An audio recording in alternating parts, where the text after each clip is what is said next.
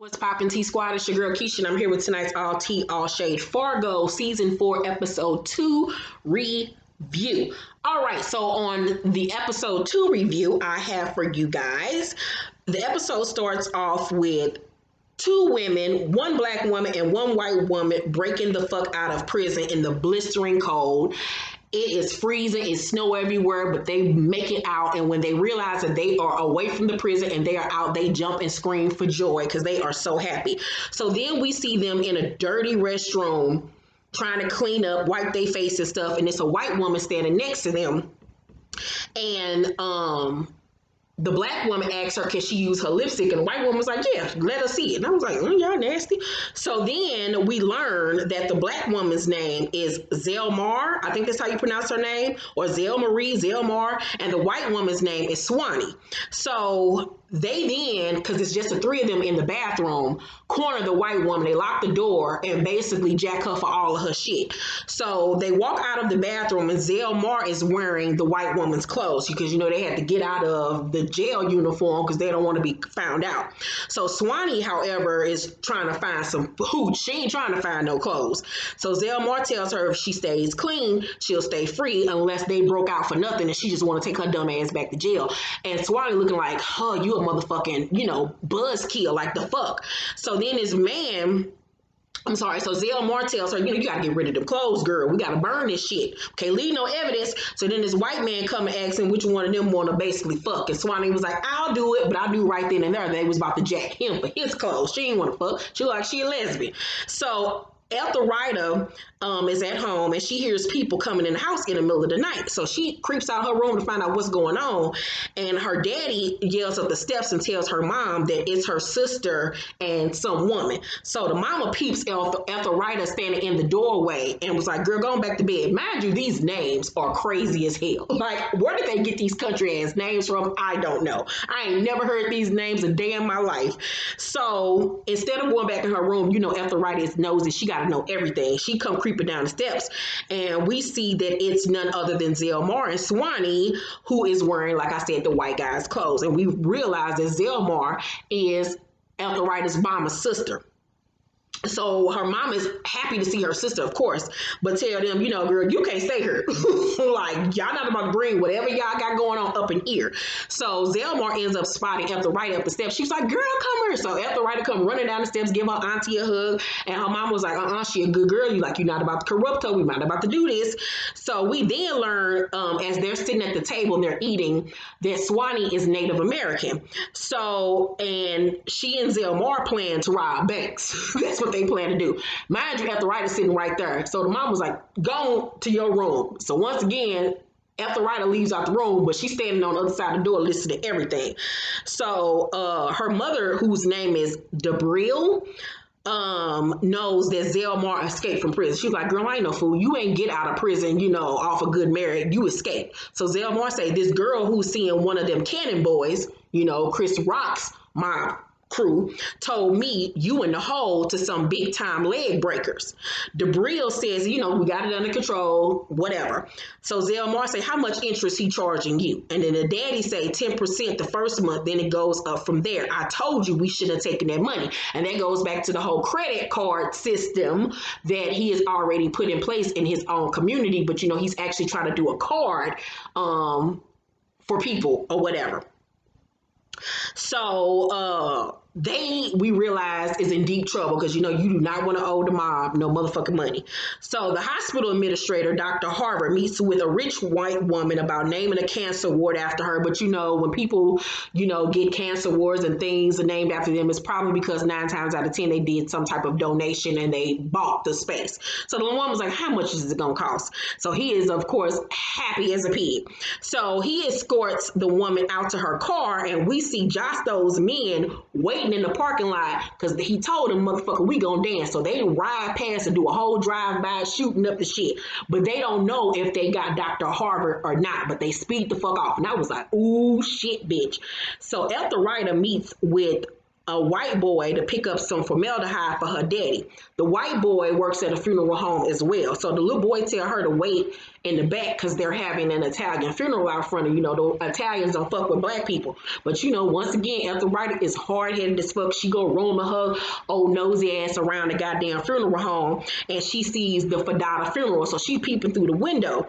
So we see Josto consoling his mother, and she's crying over Fadada's casket. And I'm like, you just never know. Like, your son had his own father killed. Meanwhile, in the back of the funeral home, we see this big burly man giving him the evil eye. And I'm like, who is this nigga? So as Oraetta is still peeping and looking at shit, two men rush into the funeral home, and then Oraetta steps back, but they didn't even peep her standing there because they was trying to get the Josto to tell him the news. So she goes back to the window and she's looking through, and then Miss Mayflower, the crazy nurse, sneaks behind her and tells her she shouldn't be snooping. So Oraetta was like, Oraetta was like, jumps or whatever. So Miss Mayflower says, look at you, like a lucky penny always turning up, because they keep on running into each other. And Oraetta says, a bad pennies turn up, correcting her because, once again, she's really smart. So Miss Mayflower speaks in French and says, what a shame. And Oraetta speaks back to her as, and Miss Mayflower was like, oh, and she speaks French. So she's really looking like, oh, you a highfalutin nigga. Like, oh, okay, little bitch. She don't like the fact that this little black girl is just as smart as she is and keep on checking her little dumb ass. And she keep on finding so much about her. First, she found out she wasn't just black, she was mixed. Then she finds out this girl, is wittier than her. Then she finds out the little girl also speaks French. Like, so she really looking at her like, little bitch, I can't have none of this. So Oraetta then walks off as Josto and two of his men storm out. So his men tell him about the hit and that they don't know if they got the administrator or not. So he's like, the fuck? Like, what the fuck? How y'all don't know if y'all got this motherfucker or not? Meanwhile, he recognizes Miss Mayflower. He was like, don't I know you? She was like, yes, I'm the one that took care of your father. He went very peacefully. So he was like, nope, don't do that. Like, shut the fuck up. Like, do you see motherfuckers around? If anybody find out I got my daddy killed, I'm gonna be killed. So then he just walks out and leaves her there. And I was like, oh, she gonna hold this shit over your head, motherfucker. Oh, Miss Mayflower is a son of a bitch. So he goes outside because he trying to, make sure that this administrator does not live another day. Meanwhile, his mother is outside being consoled by the big burly guy. And the mama says, accuses Josto and them of taking their father's, ring.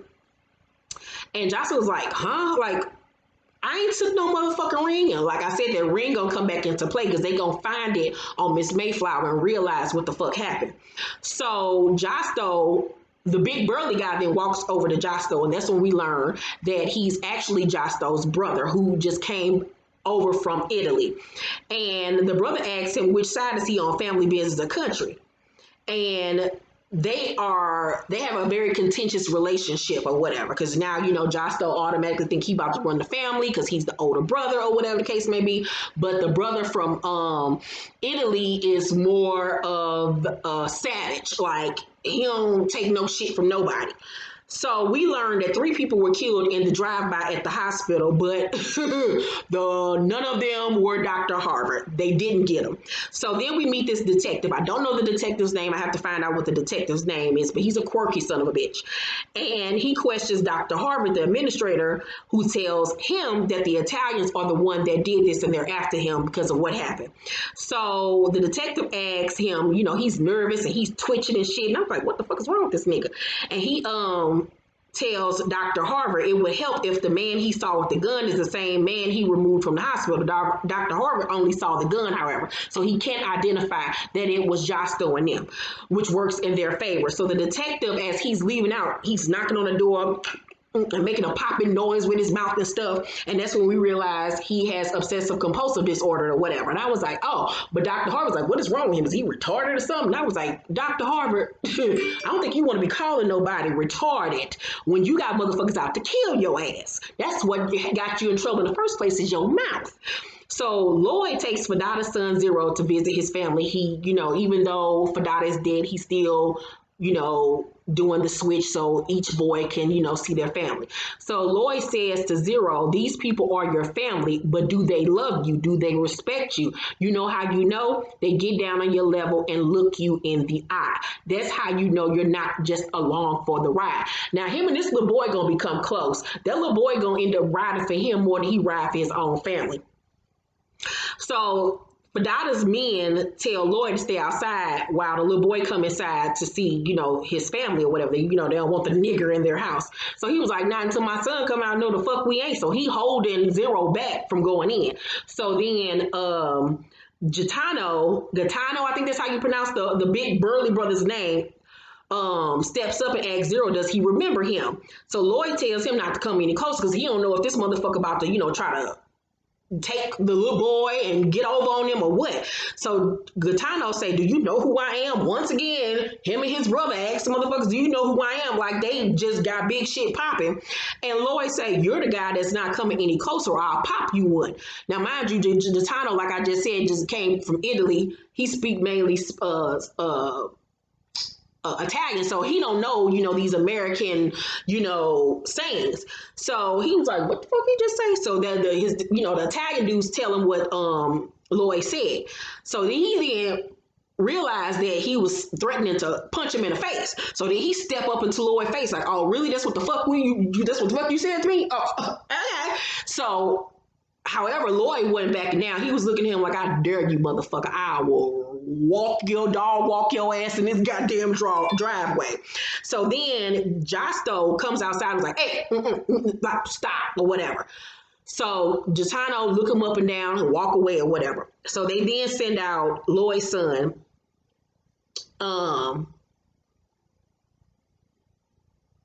and Lloyd tells Josto that they should have a sit down because things have changed. And Josto says nothing's changed. Like everything is cool. Like we're going to keep everything the way it has been going.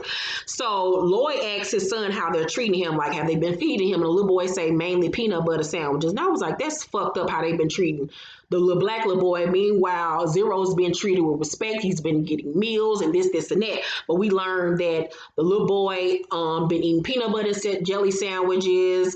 They basically had him like secluded off to the side.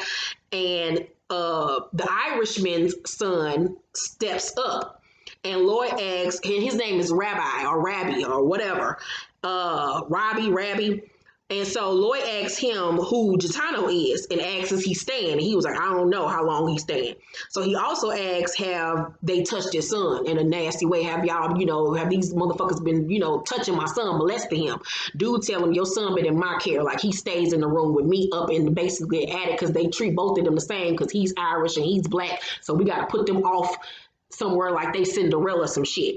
So Lloyd tells his son that he loves him and that he'll be coming home. So the son was like, when? Like, cause he don't like being there. He want to go the fuck home. And I felt so bad for Lloyd's son because, he's not being treated like the other little boy is. And it's the end of the day, this ain't his family. He want to go the fuck home.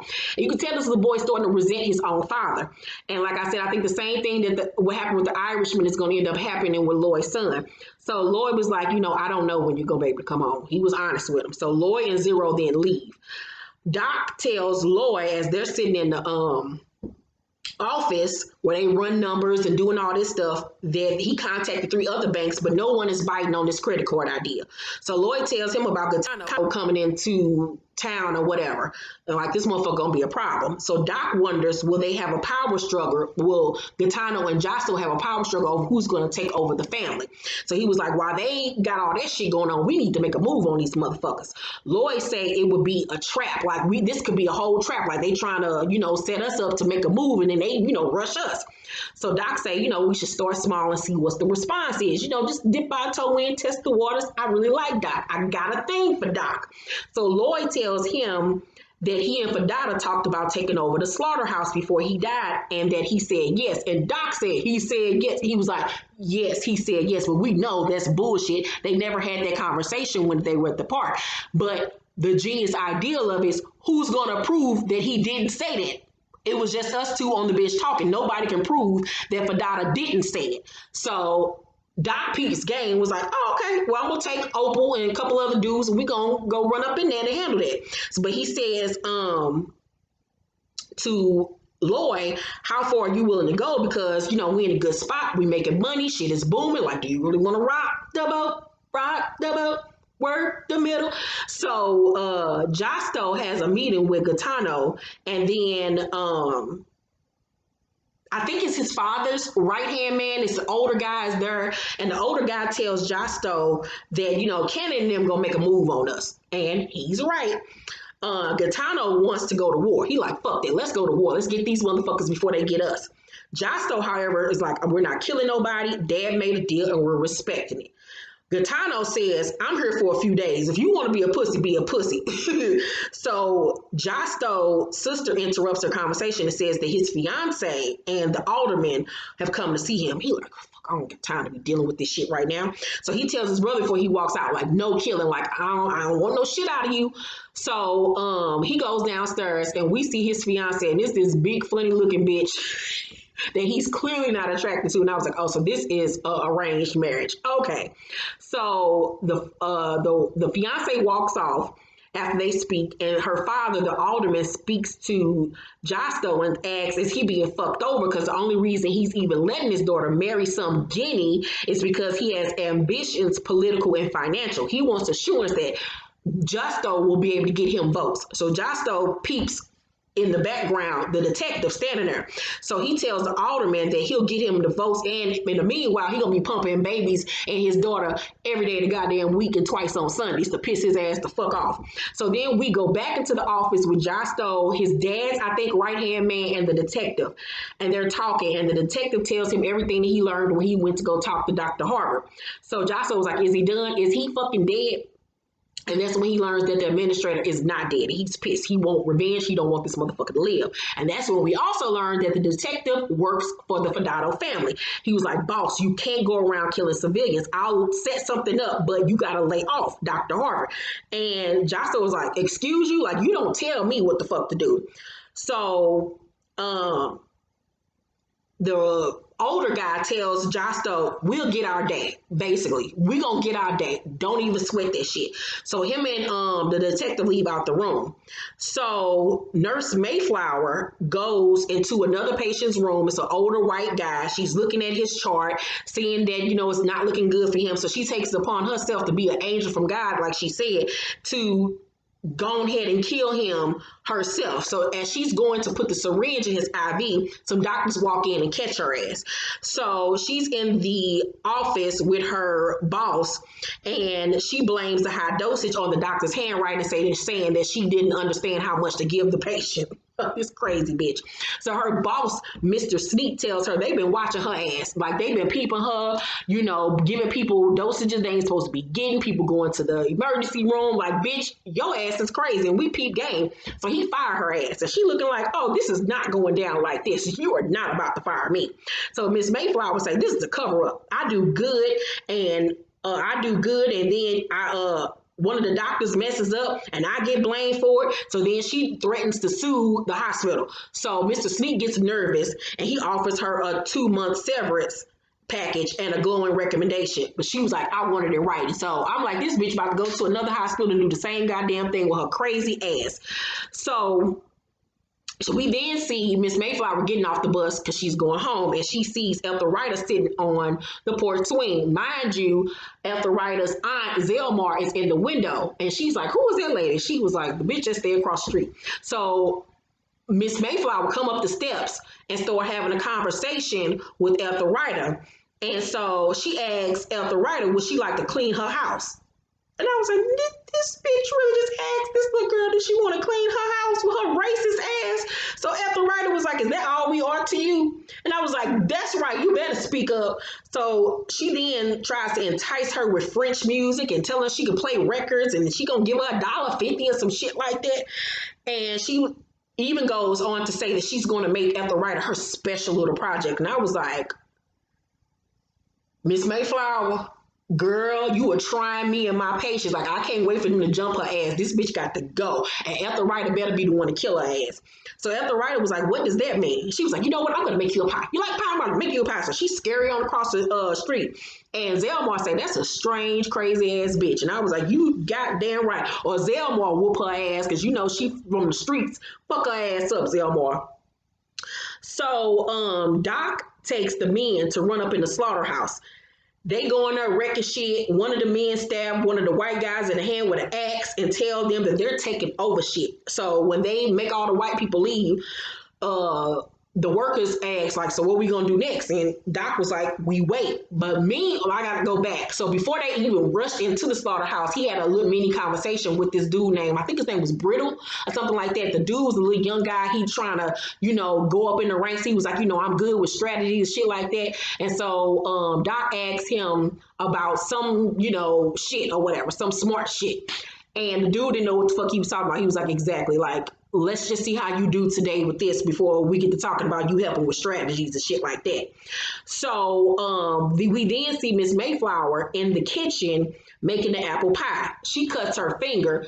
This bitch got blood and shit on the apples, putting the blood-soaked apples in the pie. Oh, this bitch don't mean them no goddamn good. This bitch is crazy.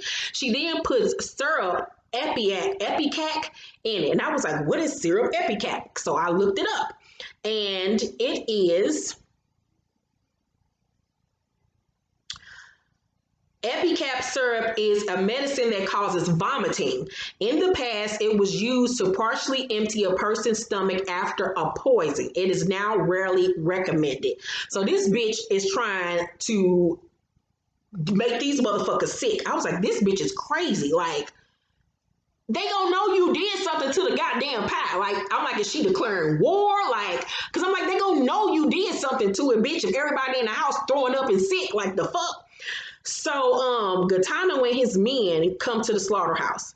Doc tries to shake his hand, but he doesn't shake his hand back. So Doc step up in that motherfucker face and was like, you got to give respect to earn respect. And Gaetano say, that's why you Americans are so soft. All this giving and getting is all shit. In the land of taking and killing, Gaetano is king. And I was like, ah! So guns are cocked at this point. Doc tells him a deal was made between Fadada and Cannon about the slaughterhouse. So Gaetano looking like, fuck, is this shit true? So Doc was like, yeah, you ain't know about that, did you? So the lanky